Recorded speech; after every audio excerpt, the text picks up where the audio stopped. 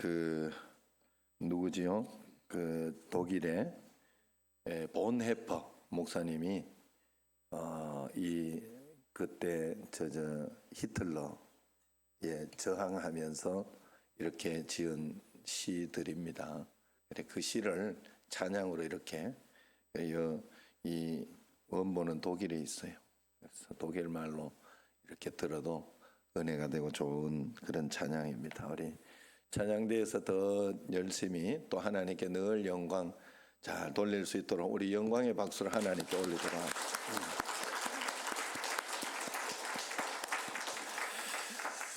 자, 할렐루야. 옆 사람과 한번 인사합시다. 참 잘 오셨습니다. 주 안에서 사랑합니다. 예.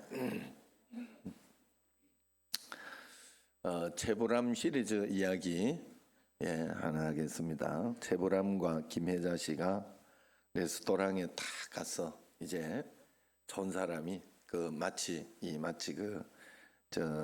전원일기 나오듯이 딱 가서 돈가스를 시켰어요. 돈가스는 돼지로 만든 거 알죠? 그래서 탁 시켰는데 그때 마침 경양식 집이니까 돈가스 탁 시키고 그때 우리 이렇게 먹는 거 있잖아요. 그래서 탁 하는데 비발디의 사계라고 하는 그 음악이 탁 나옵니다. 밤밤밤바라라 하면서 이렇게 탁 나오는데 이 음악을 탁 들으면서 체불암 씨가 딱 분위기를 잡고 딱 이야기를 해요. 이 곡이 지금 이 곡이 무슨 곡인지 알지? 다 이러면서 묻습니다. 그랬더니 김혜자 씨가 그럼요 알죠. 돼지고기잖아요. 이래. 예. 이제 알아들었어요? 예. 그래 이 노래를 물었는데 그 앞에 있는 음식을 대답한 거예요. 동문서답한 거죠. 웃자고 하는 이야기지만 핵심을 바로 알지 못하고 그렇게 살아가면 우리가 늘 이러고 저러고 살아갈 수 있게 됩니다. 오늘은 종교개혁주일 10월 마지막 주일이 항상 종교개혁주일이에요. 그래서 종교개혁은 오직 믿음으로 의롭다 하심을 입은 그런 믿음으로 우리는 살아야 된다 하는 그런 것을 선포하고 개혁한 그런 날이죠. 그러므로 오늘은 특별히 믿음에 대해서 한번 말씀을 나누고자 합니다. 믿음의 중요한 속성 중에 하나는 충성되다, 한결같다 하는 것이 있습니다. 충성됨, 이것이 믿음의 속성이요. 한결같은 것이 믿는 것이다 하는 것이 그런 속성이 있어요. 왜냐하면 영이신 하나님의 속성 중에서 충성됨이 없으면 이 세상은 혼돈과 혼란으로 정신이 없겠죠. 1.1핵도 오차가 없으신 하나님의 그 충성됨, 그리고 하나님의 그 어떤 하나님의 어떤 그것 때문에 우리가 이 믿음으로 살 수 있다 하는 것이죠. 그래서 우리가 하나님 앞에서 하나님이 온 우주를 충성되게 지금도 혼란과 혼돈되지 않도록 꽉 붙들어주고 계시기 때문에 여러분 잘 생각해 보세요. 달이 이렇게 돌다가 어느 날 힘이 떨어지고 뭐 그래가지고 이 온 우주는 무중력 상태이기 때문에요. 무중력 상태이기 때문에 어디로 힘이 한번 쏠려가지고 핑 날아갈 수 있어요. 뭐 핑 날아가면 우주에 하나님이 이 해와 달, 별 뭐 이런 것들을 붙들지 않아서 어디로 핑 날아가 무중력으로 핑 날아가면 다른 곳에 툭 부딪혀가지고 그것이 또 부딪혀서 날아가고 이러면 온 우주는 뭐 난장판이 됩니다. 난장판이 돼요. 그런데 하나님이 충성되이 붙들고 계시기 때문에 이것이 질서가 있고 잘 유지됩니다. 그래서 우리 믿는 우리도 하나님의 형상과 모양을 가지고 있기 때문에 이 충성됨의 신앙, 우리 그 믿음이 있는 것입니다. 그래서 충성되게 사는 사람들은 믿음이 강하고 영성이 강한 그런 사람이 분명히 됩니다. 오늘 말씀에 보면 믿는 자들을 뭐라고 이야기하냐? 하나님의 비밀, 곧 영적인 세계의 비밀을 맡은 자들이라 그렇게 이야기를 합니다. 예수님 믿는 자들은 가장 먼저 이 사명의 비밀을 간직해야 돼요. 그저 먹고 사는 일에 바쁘고 세상적으로 성공하고 돈 많이 버는 일에만 정신 팔려 사는 사람이 아니에요. 믿는 사람은. 우리는 그리스도의 일꾼이요, 하나님의 비밀을 맡은 자다, 그렇게 성경에서 선포하고 있잖아요. 1절 말씀 오늘 한번 읽어볼까요? 1절 말씀. 사람이 마땅히 우리를 그리스도의 일꾼이요 하나님의 비밀을 맡은 자로 여길지어다. 안 믿는 사람이라면 뭐 여기까지 생각할 수도 없겠지만, 예수님 믿는 우리는 나를 하나님이 나를 창조하시고 나를 보내셨으니까 나에게 하나님은 사명을 줘서 보냈구나. 그래, 기본적으로 있는 사명이 어떤 집에 큰아들 사명도 있고 둘째 아들 사명도 있고, 예? 어제 제가 노회장 하면서 아내가 사모회 회장이 됐어요. 1년 또 애를 써서 해줘야 돼요. 그래, 형님한테, 예? 큰 형님이잖아요. 그러니까 선물 하나 해주시라고. 그래가지고 참기름 쫙 짜가지고 이제 다 넣어가지고 그래 하니까 30만 원이 들어요. 그리고 교회에서 이렇게 판 걸로 이렇게 하면 50만 원. 그런데 그렇게 들어요. 원가로 막 이렇게 하니까. 그래, 그거 돈으로 해서 그러면 그렇게 해달라 이렇게 했더니 형님 어제 전화가 와가지고, 야, 30만 원가 되겠냐? 시아주버니가 50만 원 보내줄게. 이 돈에 막 감동이 되는 거예요. 이러면 안 되는데 이게 사람이. 그래가지고 그래, 큰형이 다르다 이런 생각을 했어요. 사명이자 큰형은 큰형의 사명, 동생은 동생의 사명, 또 가정에서 아버지는 아버지의 사명, 아내는 아내의 사명, 부모는 부모님의 사명, 자식은 자식의 사명, 기본적으로 있어요. 기본적으로 이걸 생각하지 않고 살면 안 돼요. 그래서 여러분 가정에서 이렇게 힘들고 어렵고 그렇게 할 때도 여러분들이 이 사명 때문에 내 가족 지켜야 된다, 이 사명 때문에 죽으라고 일어나고 그러는 거 아니겠습니까? 여러분 어떻게 하다가 사고나 어떤 그런 것으로 할머니 할아버지한테 그 손주들이 맡겨질 때가 있잖아요. 그러면요 그 할아버지 할머니들이 회춘한다 그래요. 왜냐하면 그 손주 키워야 되기 때문에 내가 얘는 키우고 죽어야 된다 이래가지고 막 그 사명감에 불타가지고 열심히 살다 보니까 이게 굉장히 또 이렇게 삶의 어떤 의욕, 어떤 이런 것들이 생겨서 그렇다고 합니다. 하나님은 우리에게 사명을 주셨다는 것을 우리는 꼭 알아야 됩니다. 마땅히 그리스도의 일꾼이요 비밀을 맡은 자다. 시간에 두 가지 개념이 있어요. 첫 번째는 육신으로 파악하고 느끼고 살아갈 수 있는 직선적인 개념, 크로노스 시간. 이것은 우리에게 그냥 주어진, 우리가 알고 있는 시작이 있고 끝이 있는, 오늘도 지금 시간이 계속 지나간다는 이게 크로노스의 시간이라 그래, 우리가 알고 있는 시간을. 그런데 이 보이는 크로노스의 시공간뿐만이 아니라 이 세상에는 하나님이 가지고 있는 시간이 있어요. 하나님은 영원의 시간을 가지고 있기 때문에 하나님이 알고 보고 있는 그 미래의 시간과 미래의 어떤 그런 것이, 우리는 미래를 보지 못해요. 그래가지고 점치고 이러면 미래를 이렇게 맞추고 이러면 우와 이러면서 그러는 거죠. 저번에 요번에 이성균 씨 이렇게 마약 그런 어떤 문제를 어떤 점 보는 사람이 봤다고 그래요. 그래가지고 굉장히 대단하다. 그래가지고 그 양반 불티가 났다.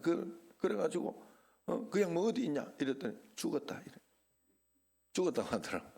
그거는 맞췄는데 죽었다고 하더라고. 지금은 없대. 있으면 난리 나서 그 집 대박 나네. 그래, 그렇게 되면 그건 어떻게 맞출 수 있거나 그럴 수, 귀신도 그러나 귀신은 진짜는 미래에 대한 것은 진짜는 보지 못해요. 하나님만 온전히 볼 수 있어. 하나님만. 그래서 그 하나님이 보는 그 시간, 공간 개념이 뭐냐 하면 카이로스예요. 카이로스.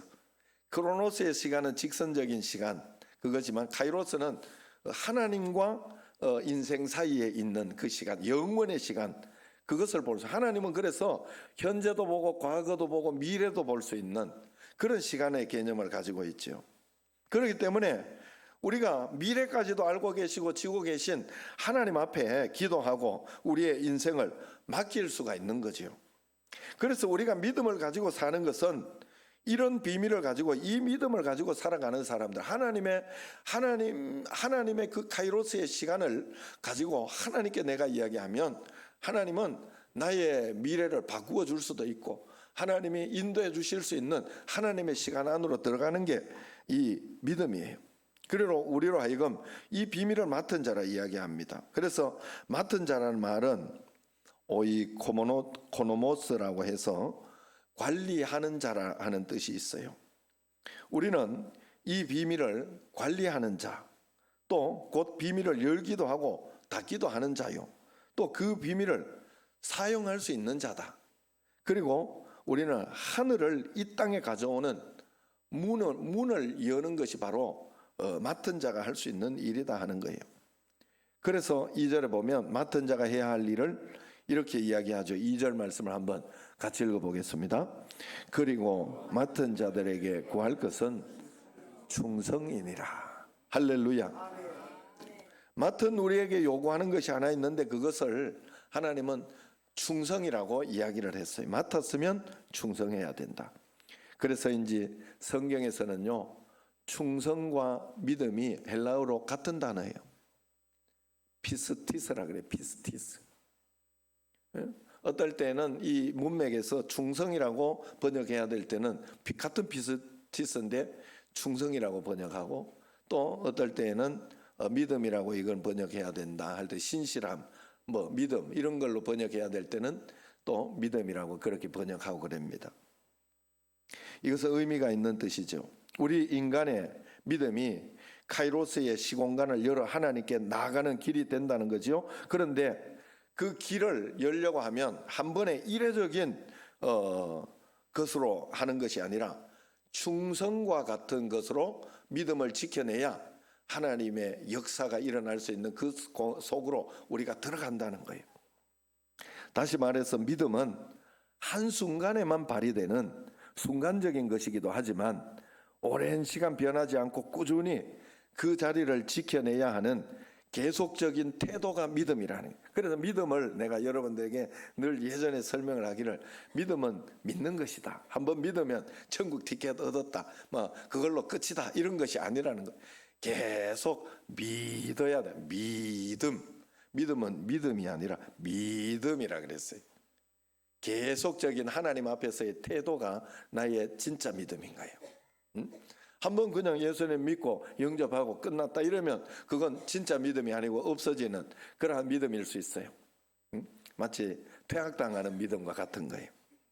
그래서 계속적으로 우리가 충성되게 믿어야 돼요. 주님 앞에 하나님이 내게 두신 자리를 내가 끝까지 지켜내고 하나님이 주신 마음을 지켜내는 것이 비밀을 맡은 자에게 요구되는 것이라 하는 거예요. 그래서 그 충성됨을 통해 우리는 하늘의 비밀을 관리할 수 있다, 이런 뜻이에요. 믿음을 통해 하나님의 비밀을 관리할 수 있는데 그 믿음을 달리 충성됨으로, 충성함으로 하늘의 비밀을 관리할 수 있는 것이다. 믿음은 그 충성이에요. 그래서 충성됨을 통해 하늘의 문이 열린다는 것이죠. 그러므로 하늘의 문은 한 번에 큰 믿음으로 열리기보다 한결같은 마음으로 믿음의 자리를 충성되게 지키는 그 태도를 통해 열린다고 볼 수 있습니다. 보이는 것이 아무것도 없어도 충성되게 내가 그 자리를 지키고, 들리는 것이 아무것이 없어도 충성되게 매일 한결같이 마음과 자리를 지키는 충성됨이 우리에게 필요하다 하는 거예요. 이 충성됨의 때가 찼을 때 하늘문이 열리고 하늘의 보화와 창고가 열려서 우리에게 오는 것을 우리가 꼭 기억해야 돼요. 그래서 믿음은 한 번의 로또가 아니에요. 천국 티켓을 사놓고 그것이면 끝이다, 어떻게 해도 된다 생각하는 것은 믿음이 아니에요. 믿음은 하나님 앞에서, 그래서 주일 예배를 통하여 말씀과 기도를 통하여 꾸준한 충성됨이 믿음입니다. 한결같음이 있다는 거예요. 그러나 그래서 영적인 사람은 충성된 사람일 수밖에 없어요. 반대로 홍적이고 육신적인 사람은 그렇게 할 수가 없어요. 한결같음이 없다는 말입니다. 그래서 시편 1편 4절에서 뭐라 그럽니까? 악인들은 그렇지 않음이요, 악인들은 그렇지 않음이요, 오직 바람에 나는 겨와 같도다, 그렇게 이야기합니다. 육신적인 사람은 바람에 나는 겨와 같이 바람이 이리 불면 이리 날아가고 저리 불면 저리 날아갑니다. 이랬다 저랬다 종잡을 수가 없어요. 그래서 사실 모태신앙 뭐 이런 사람들도 이렇게 보면 한 가지 모태신앙의 강점이 있어요.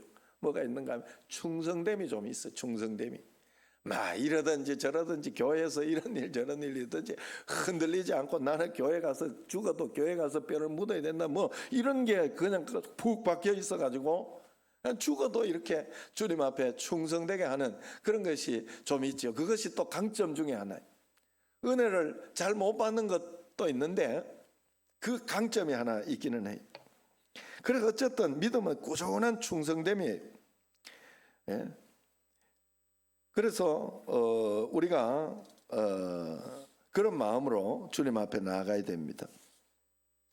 믿음이 없는 사람은 기회를 봅니다. 인생 전부를 쏟아부을 것처럼 금방 무슨 일이 일어난 것처럼 이렇게 하다가도 금방 또 어려운 문제, 힘든 일 생기면 시큰둥하고 다른 곳에 뭐 없나 이리 기웃 저리 기웃 그러다가 뭔가 좋은 것을 발견하면 간도 쓸게도 내줄 듯이 열정적으로 반응하다가 또 시간이 흐르면 또 다른 곳으로 기웃 이것이 육신적인 사람. 그래서 육적인 사람은 기회나 상황만 찾습니다. 그러나 영적인 사람은 기회나 상황을 보지 않고 관계를 봅니다. 충성된 관계, 거기에 대한 이야기예요.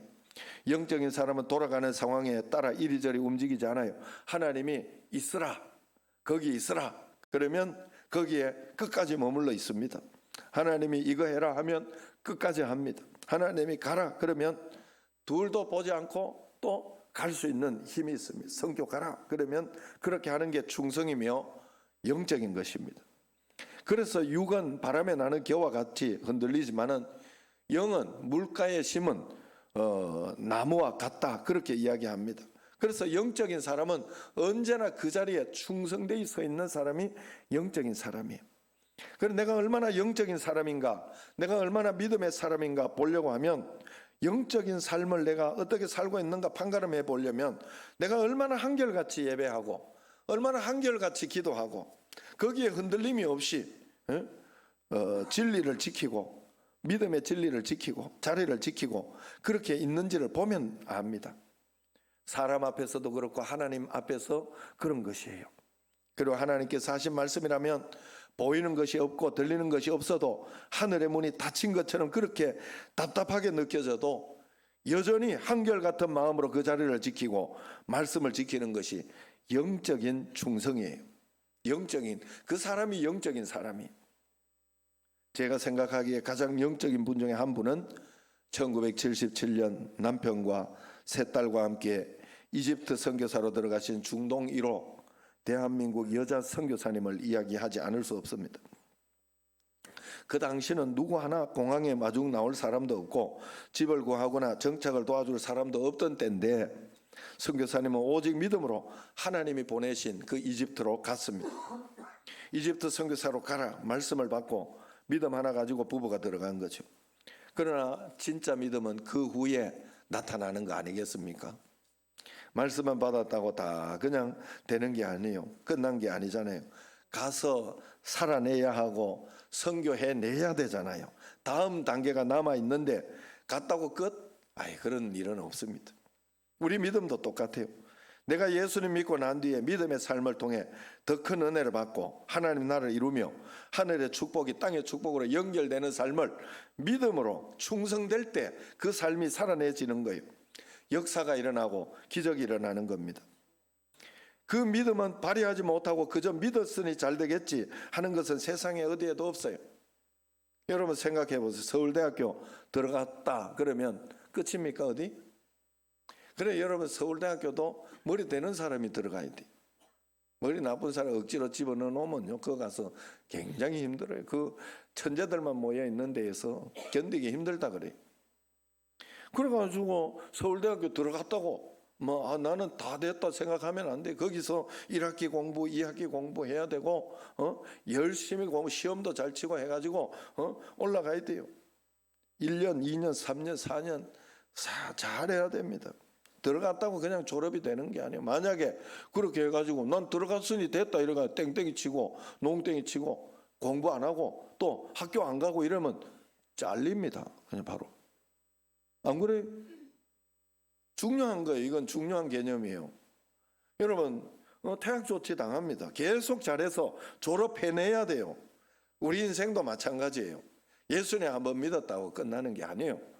예수님 믿으면 충성됨이 있어요. 주님 앞에 끝까지. 그래서 문제가 있을 때 시험 공부하듯이 시험 잘 치듯이 시험 공부하듯이 하나님 이 시험 내가 잘 쳐낼게요 하고 주님 앞에 믿음으로 반응하고 주님 앞에 기도하고 매달리고 그러면 그 시험을 넘어가요. 그러면 한 단계 넘어가면 하나님은 더 큰 은혜의 축복, 권능의 축복을 우리에게 주시는 거예요. 자동차 면허증 따놓고 처음에 그때 운전했을 때만 운전 장롱에 딱 넣어놓으면 그게 되는 게 아니잖아요. 장롱 면허 안 되잖아요. 훈련하고 연습하면 내 것으로 만들고 점점 더 그렇게 잘하게 그렇게 해야 되는 거 아니겠어요? 신앙이라는 게 바로 그런 거예요. 신앙은 믿고 난 뒤에 그 다음 태도요, 반응이 중요합니다. 신앙이라는 건 그런 거예요. 그래서 우리는 끊임없이 예배하고 말씀을 받고 주님과 끊임없이 동행해야 합니다. 그것이 진짜 믿음이에요. 계속해서 이 선교사님 이야기를 해보겠습니다. 선교사님은 이집트 선교를 시작한 지 2년 만에 자궁외 임신으로 총각을 다투는 큰 수술을 받아야 했다고 합니다. 그래서 남편과 함께 한국에 왔다고 해요. 고난이 찾아온 거죠. 생각보다 큰 수술이어서 회복 기간이 길어지자 선교지를 오래 비울 수도 없던 남편 선교사님은 아내와 가족들은 한국에 두고 회복할 때까지 두고 먼저 이집트로 돌아가셨다 그래요. 그래서 아내 되는 이 선교사님은 이제 몸이 회복되어 이집트로 갈 날을 기다리고 있는데 외국에 편지가 왔습니다. 받아가라는 거예요. 남편의 편지라 이거 기쁜 마음으로 가서 그 편지를 받았더니 청천벽력 같은 소식이 기다리고 있었어요. 남편이 죽었다는 거예요. 어쩌다가 왜 돌아가셨는지 아무도 모른다고 그럽니다. 정확히 이집트 교회에 말씀 집회를 섬기기 위해 가던 중에 사막에서 사망했다는 것이 아는 전부라고 해요.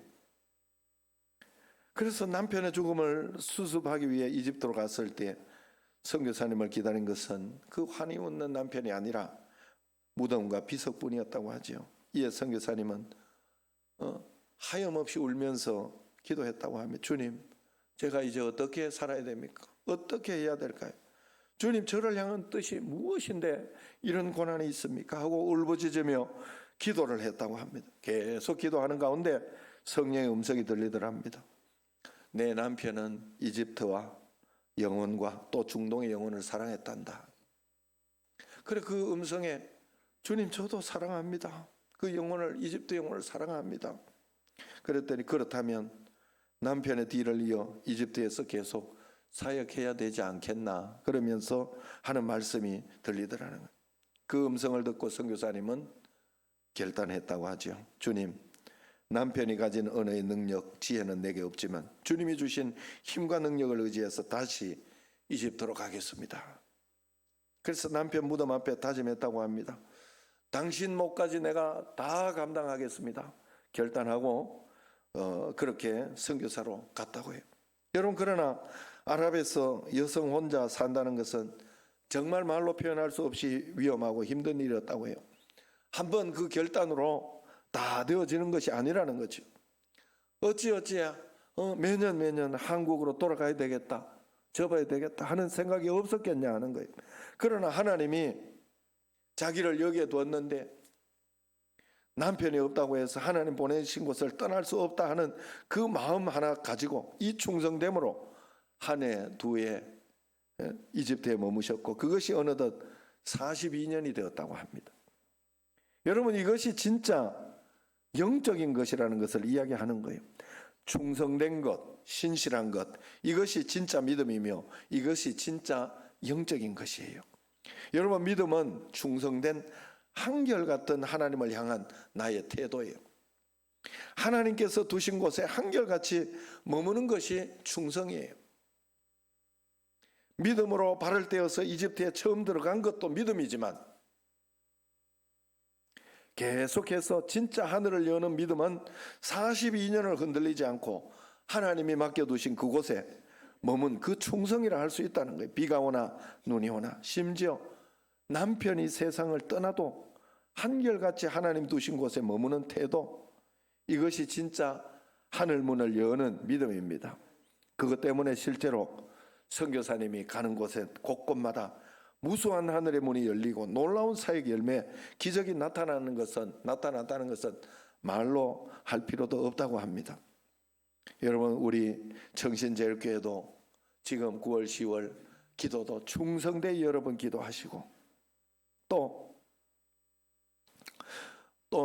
충성되이 우리가 하나님 앞에 헌신한다면 하나님은 하늘의 문을 열어주시고 하늘의 역사를 우리에게 분명히 보여주실 줄로 믿습니다.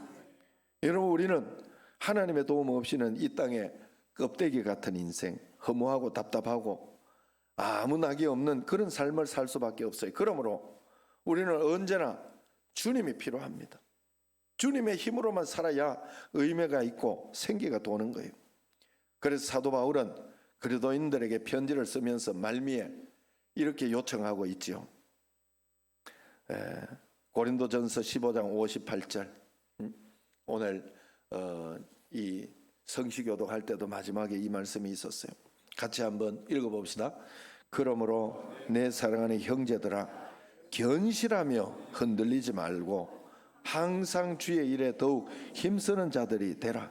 이는 너희 수고가 주 안에서 헛되지 않은 줄 알미라. 제가 청년들이나 우리 집에 자녀도 그렇고 이제 믿음으로 잘 살아가려고 하는 사람들에게는 열심히 이것을 이야기를 해요. 그리고 억지로라도 꼭 해라. 그리고 힘들고 어려워도 하기 싫고 하다가 보면 뭐 별거 없는 것 같고 축복도 안 되는 것 같고 이것이 내게 도움을 별거 못 주는 것 같아요. 그래서 하다가 이렇게까지 하는 거 율법 아니냐 하는 그런 마음이 들어요. 율법의 마음이 들고 힘들어 피곤해 지치고 그래서 하기 싫어져요. 그러나 여러분, 절대 그렇지 않아요. 여러분, 이거 한 가지 꼭 아셔야 돼요. 예배자로서 하나님 앞에 충성되이 여러분들이 죽으라고 예배드리고 죽으라고 성경 읽고 죽으라고 말씀 가운데 있으면서 여러분, 이건 뭐 직장 나가는 거하고 똑같다고 그랬어요. 내가 직장에 잘리지 않는 한은 죽으라고 그 시간에 내가 아파도 힘들어도 어떻게 해서도 그 시간을 때워서 나가주면 그것은 나에게 월급을 줘야 돼요. 어떻게 줘야 돼요? 하나님도 똑같아요. 여러분, 우리가 믿음 안에서 내가 다 좋아서 말씀대로 사는 거 아니에요. 절대로 그럴 수 없어요. 우리는 인간이기 때문에 늘 희노애락이 있고 좋을 때 있고 나쁠 때 있고 좋은 거 있고 나쁜 거 있고 늘 그래요. 그걸 하나님 앞에 결단하면서 내가 충성되이 주님 앞에 그 일을 감당하다 보면 하나님이 생각지 않던 어떤 보너스, 생각지 않던 축복들을 우리에게 열어주시고 길을 인도해 주시고 그 축복을 여러분들이 봐야 되는 거예요. 그래야 우리가 이 땅에서 믿음으로 사는데, 그래서 충성되어 본 사람들은 간증이 분명히 있습니다. 분명히 있습니다. 하나님이 주시는 그 간증이 분명히 있어요. 여러분, 그러므로 흔들리지 마시길 바랍니다.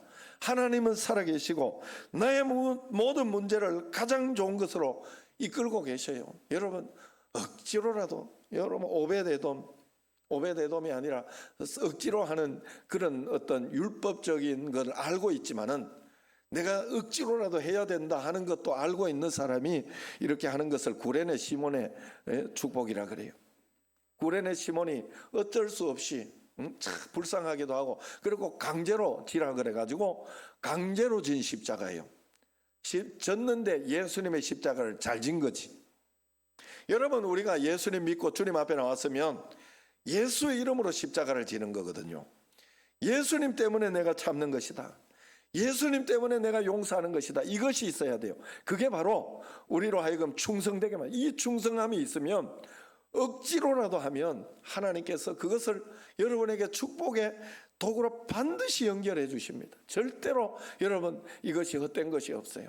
하나님은 1.1획도 틀리지 않습니다.